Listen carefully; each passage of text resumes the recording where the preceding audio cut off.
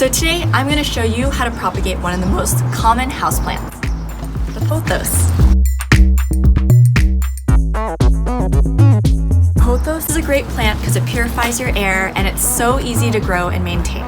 This one I've had for a while, so you can see it's really been vining. The really great thing about this plant is it's so easy to propagate. So to propagate means to take a clipping of the plant and create a new plant. And this is a great way to either save a dying plant or create more plants for yourself and friends.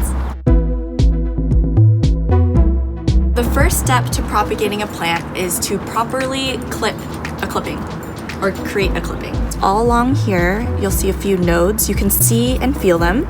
These nodes are basically just waiting to become roots. Trim just a little below the root, and if you trim too much, the excess stem will rot, so you're just aiming for right there. So boop, there's one clipping. You can continue your way down. This is another one, and again, we're cutting the excess stem.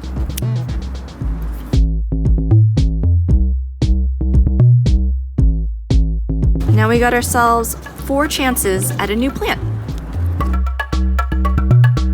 The next step is putting your nodes into water, and you can use any type of container. There are fancy little bleaker tubes on Amazon, but I like to reuse old containers. So right here, I've got an old shot of juice, and you just stick it into water, and that's it.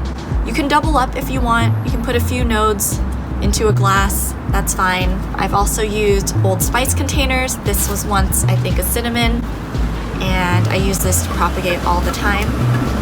And you'll just leave it in water and sun for a few weeks, and you should start to see some nodes grow. The 2 keys are temperature and sunlight. So you want to look for bright light, so a well-lit room, diffused light of some sort. But you want to avoid direct sunlight.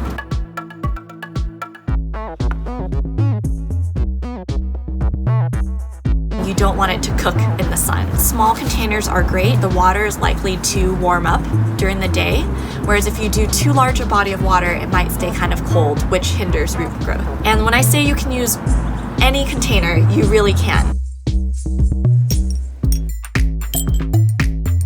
I've used the bottom of old water bottles to propagate. You can see there's a little bit of growth, not too much because this is a fresh trimming. I'll keep it inside an old container and even prop it into a vintage mug that I found. And just leave that in my room for a while as decor while it propagates. After a few weeks, the roots will look a lot like this. So this I've had for maybe about a month or a little over a month. The goal is to have roots at least a couple inches long. I've also had this propagating for 6 months. You can leave it in water for a long time, but you will eventually have to transfer it to soil because it will run out of nutrients just sitting in water indefinitely. But it does last a long time, so it's a pretty healthy plant for just having nothing but water. So you've left your nodes in water for a while and the roots are getting kind of long. It's time to transfer it to a pot. So when it comes to picking a pot and soil, here's what you need to know. You want to make sure there's drainage. So with a pot like this, there's no opening. So you'll need to get a plastic pot as a liner, one that has holes in it. You can always improvise and you upcycle some old plastic. And you want soil that has some drainage, so you can use all-purpose soil and mix it with perlite, which helps aerate the soil and prevents overwatering, or you could do a mix of all-purpose soil with a little bit of cactus soil that helps keep your plants dry.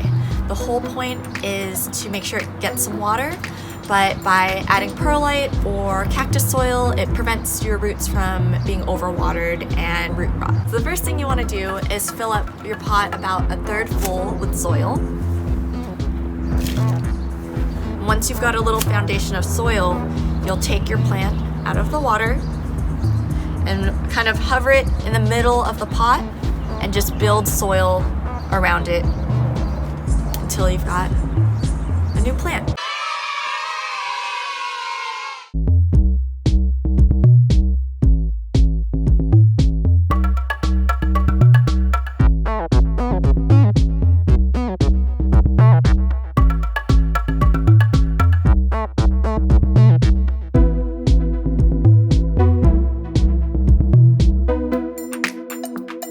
you.